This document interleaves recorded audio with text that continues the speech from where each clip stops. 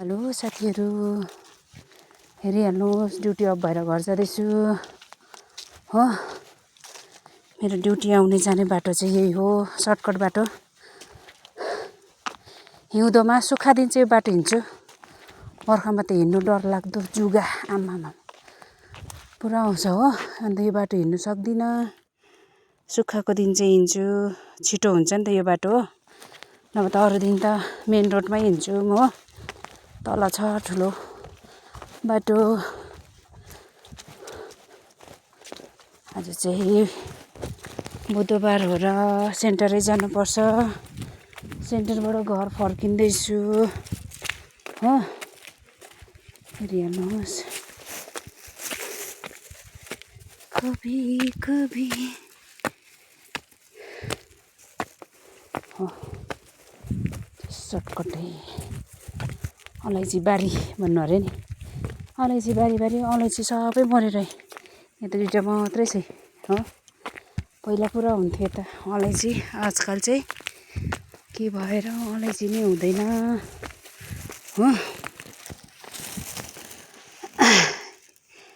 अब यो बाटो उकालो हेरिहाल्नुहोस्, उकालो जानुपर्छ हो, उकालो जानुपर्छ हो। जाँदैछु, सेसे भइसक्यो।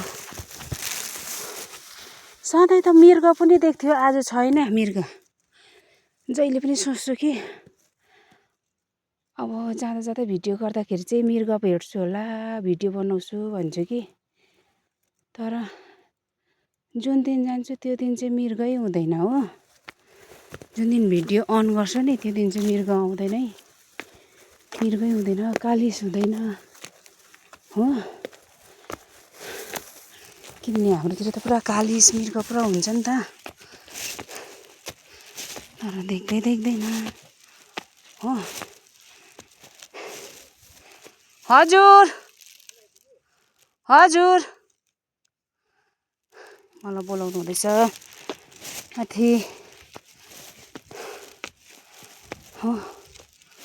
तपाईँलाई कालिस र मृग देख्यो भने चाहिँ देखाइदिउँ भनेको खोइ, देख्दैन माथि देख्दैछ मेरो घर। आया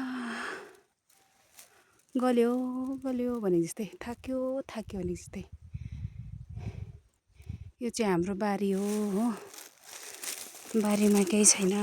पहिला त यता पुरा अलैँची हुन्थ्यो। उहाँ पर छ एउटा, हेर्नुहोस् न अलैँची, यहाँ छ एउटा हो, यहाँ छ एउटा, त्यति हो। अलैँची छैन, 2-3 झ्याङ छ हो।